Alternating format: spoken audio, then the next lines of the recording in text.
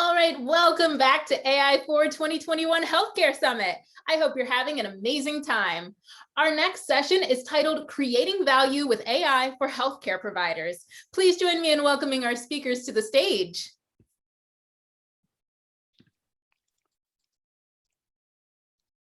Thank you. Glad to be here. We are going to be doing a joint presentation today, and my co-speaker, co-presenter is Deepesh Chandra, the Chief Analytics Officer of Secours Mercy Health. My name is Prashant Natarajan. I'm the VP of Health and Life Sciences at H2O.ai Health. Thanks for joining us.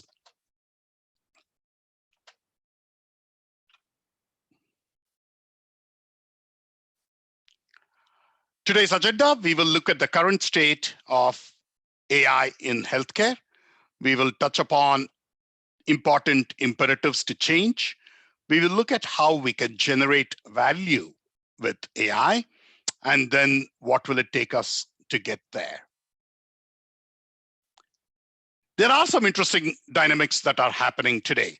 If we take a look at the current state of healthcare technology and artificial intelligence in particular, 90% plus of executives and leaders believe that AI will improve the patient experience and, more importantly, provide solutions for the post-COVID world. At the same time, 94% of healthcare executives also agree that AI technology is the most reliable path towards equitable, accessible, and affordable healthcare. In 2019, barely about 50% of the hospitals had an AI strategy in place. In 2020, on the other hand, 90% do. And these trends within health systems and healthcare providers are also supported by significant and important changes that are happening overall. For example, recently, the US government CMS decided that they will pay doctors and reimburse physicians and health systems for the use of specific AI algorithms. In this case, for diabetic retinopathy and complications as a result of stroke. Additionally, work done outside of the United States in other continents, including Europe, Asia, Australia, Africa, is also indicating very clearly that healthcare providers must invest more in AI post the pandemic. And this is going to result in new opportunities for clinicians, for administrators, operations leaders, people in the trenches, and most importantly, patients. Over to you, Deepesh. Thanks, Prashant. I think if you consider some of the macro themes that are happening in healthcare that are influencing things that Prashant just highlighted as part of the shift in the strategy and the focus on AI, particularly in healthcare, there have been many trends that were part of the healthcare industry that is leading to that change. Part of it got accelerated because of COVID, but part of it has been in making for quite some time. One of the biggest driver for this type of a change has been just the financial headwinds that the healthcare industry has been seeing for quite some time. Some have been both short-term, some have long-term implication attached to it, with reducing reimbursement, focus on value-based care, the growing cost of delivering healthcare, and many more. This has brought a lot of focus in terms of what it takes to deliver healthcare, looking at different services and the cost that goes into it. So there is a pretty important financial side of delivering healthcare. And rightly so, the time is right that AI can provide significant benefit when it comes to financial side of healthcare, and what are the opportunities that can help lower the cost of delivering healthcare to our communities. Along with that, there are few other trends that are shaping up this focus on use of AI. One of the biggest one is just this overall growing trend around patients and its digital twin in terms of a consumer. How do we think about patient as a whole? How do we think about their needs, when they are going to happen, at what time, what's the most optimal point of care and type of care that we need to provide with them. And while the medical practice is growing and best practices are getting better and better about the holistic care of the patient, assisted technology from AI and other digital technologies can further enhance that hyper personalization that we see in healthcare and expect from healthcare as well. There is also a growing trend that is focusing more on digitization and making the process in access of care to healthcare a lot more automated, use of AI again, and in terms of both augmented technology as well as in the form of providing assisted insight at the point of care. And how we can further shape that up is been, an ongoing dialogue in terms of how to introduce that within the clinical workflows and other patient workflows.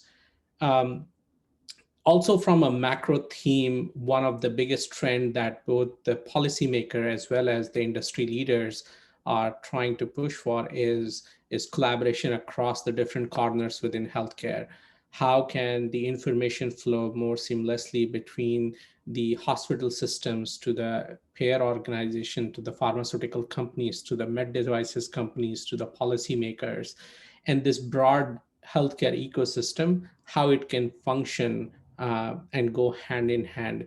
It does start with exchange of information by in the right framework of privacy and security and compliance, but at the same time, how we can share this information, how we can provide different perspective from each side of healthcare in terms of making healthcare better for both our communities and also lower the cost of operation as well. How we can bring better therapies to the bedside faster.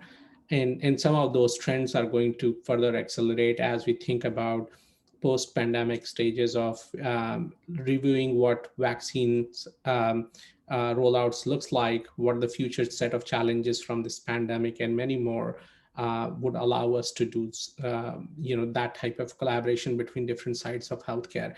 And that is another imperative that is bringing AI into the mix. And last but not least, as I touched on, just a broader sense of wellness and focus that is coming from everyone on not just healthcare in the acute healthcare setting, but wellness as a whole. We all are wearing more digital devices strapped to our bodies. We are measuring our healthcare and our well-being a lot more with a higher fidelity, and that is generating a lot of data, and of course, a huge opportunity for us to apply AI to not only solve, but also to get insight into how we can live better, how we can be healthier together. And some of these opportunities are no longer a 5-year, 10-year dream. They are happening today. And I will turn it to Prashant to talk about some of the specific areas where AI is actively being applied in healthcare. Thank you, Deepesh.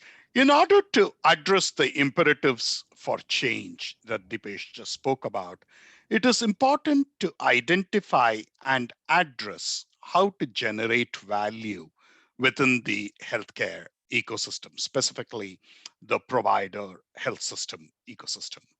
And if we take a look at it, essentially, the options for us to be able to generate value are plenty. So starting from the 6 o'clock position on the slide here, supply chain management remains one of the most significant parts of the provider landscape, where there is a tremendous opportunity, not just to apply the lessons learned from horizontal supply chain AI, but also importantly, taking a look at healthcare specifics, of which there are plenty, in order to be able to put that data to work. Looking at hospital and facility operations remains another huge opportunity for us. Looking at demand, looking at capacity, looking at various things such as admission and readmission, census, and there's a whole bunch of use cases around this where it becomes more important to use AI to best optimize the hospital facilities and also care sites. Patient 360 and engagement, to Deepesh's earlier point, is extremely important.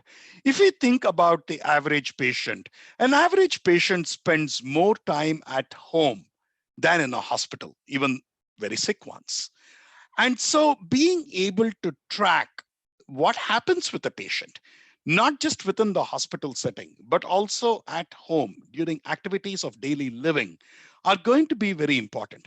Taking advantage of things like smartwatches, devices, home devices, implants, wearables, all of these start creating a rich data ecosystem, which makes it again possible to combine the data with EHR data and other data in order to be able to put AI to work.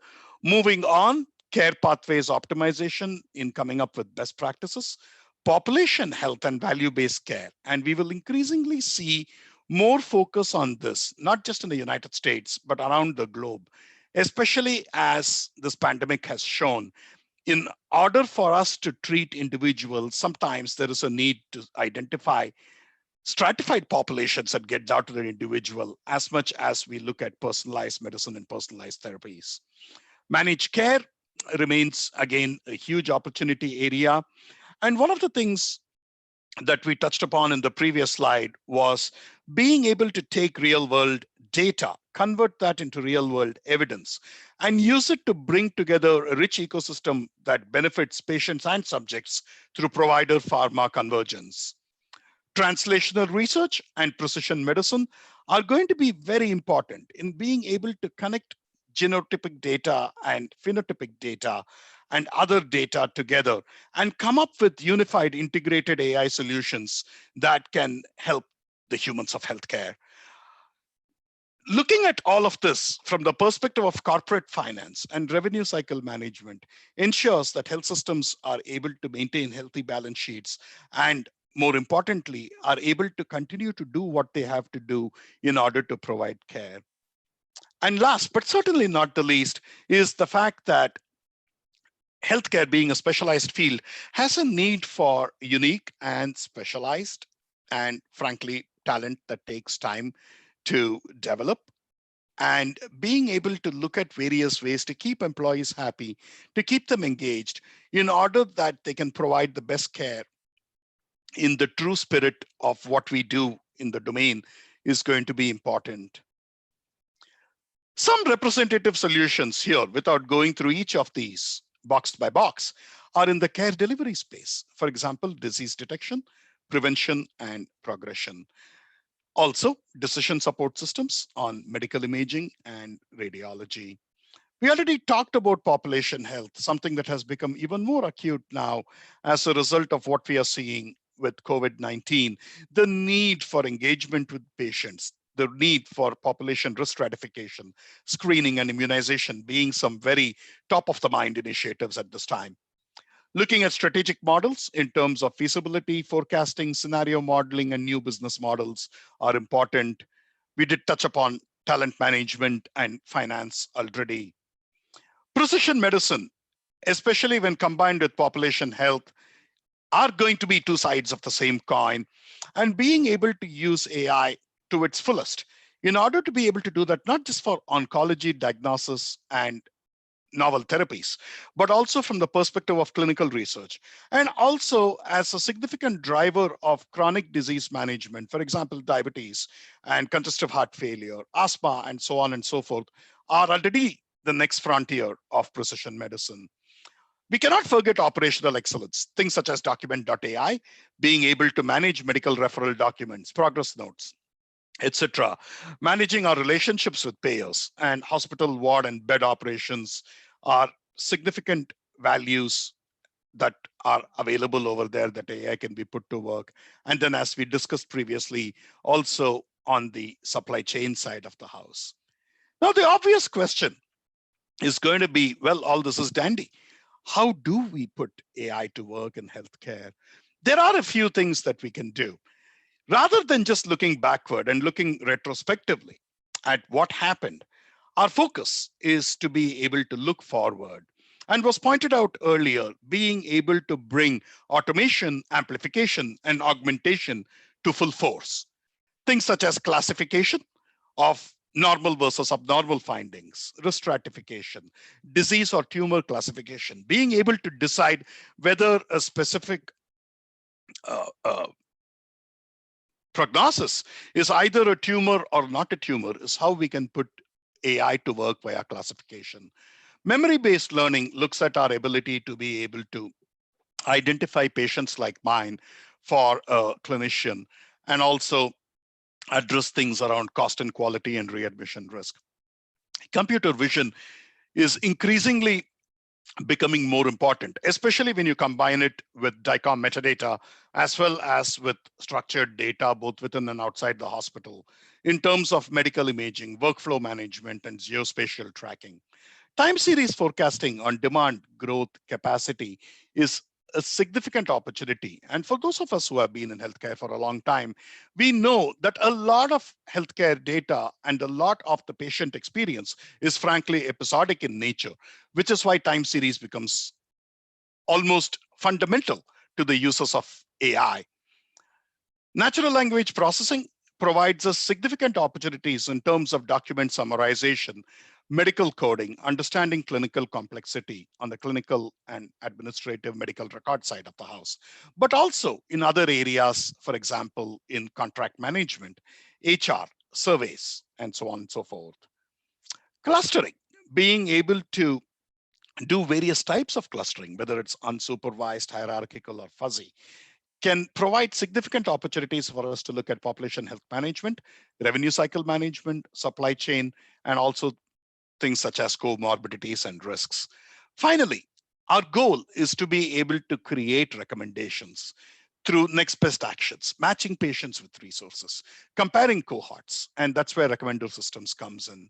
And finally, probability estimation. What is the chance of this claim being approved or denied? What is the most likely outcome of event X? And then what is going to happen? Do we need to admit a patient, or is there a chance that a patient is going to be readmitted? I will turn the floor back to Deepesh.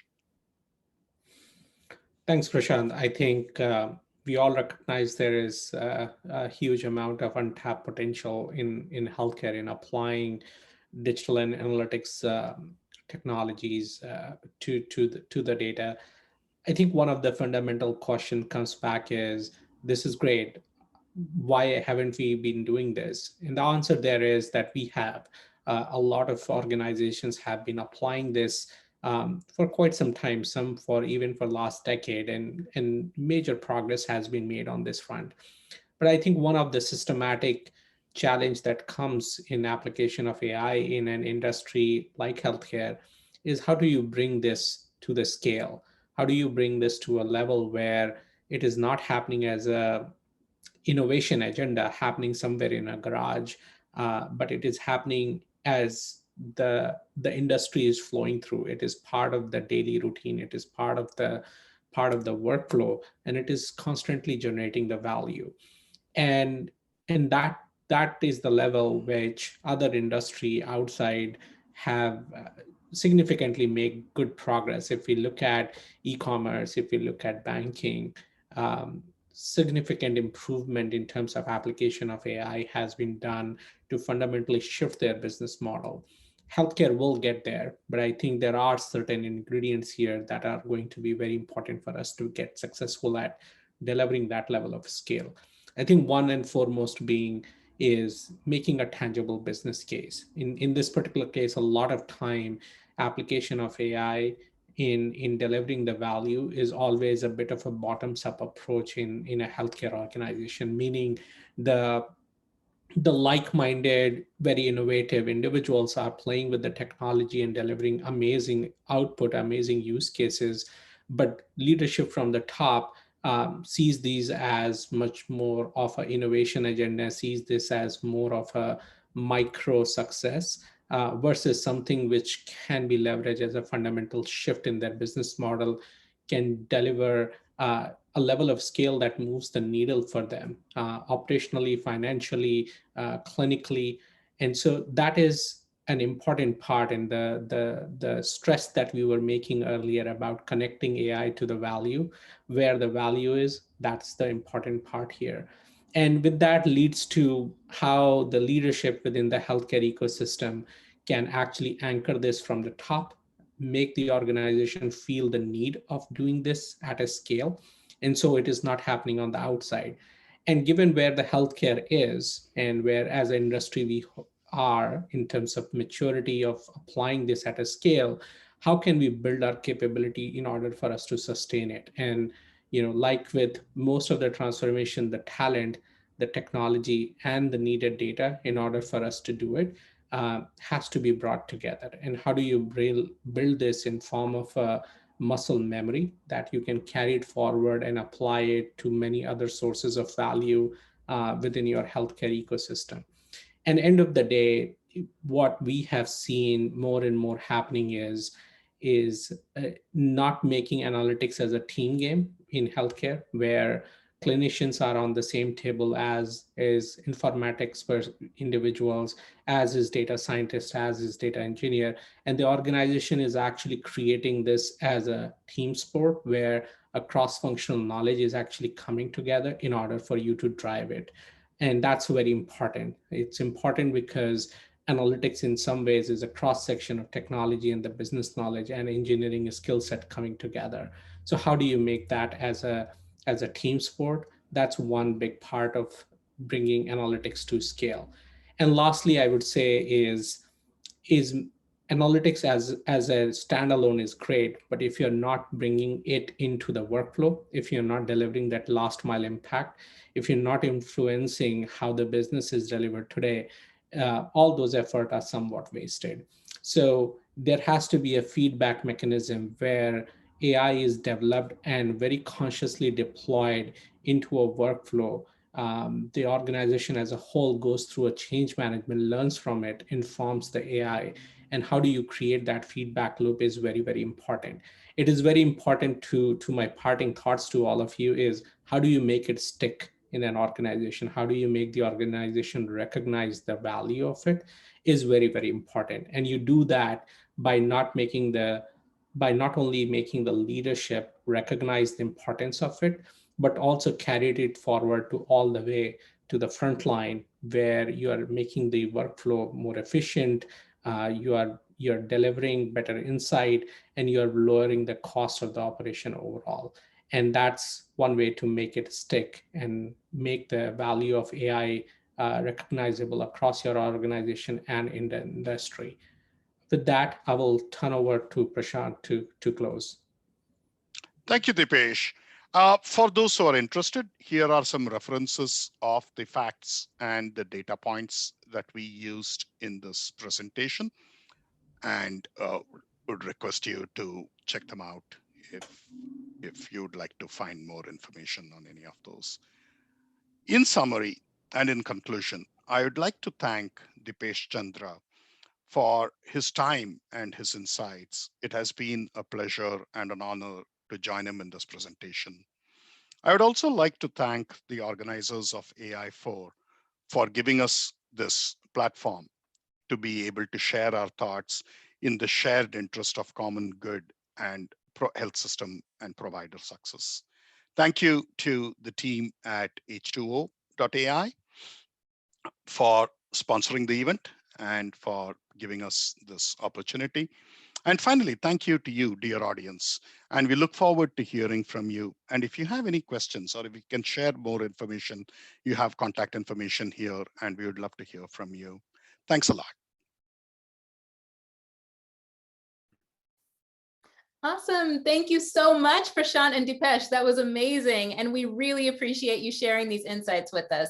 I know the audience is giving you a huge virtual round of applause. All right, for the audience, it's time for you to make your way to your next session. Along the way, make sure you accept your connection request and check out our amazing AI exhibits. Thanks so much, and we'll see you around.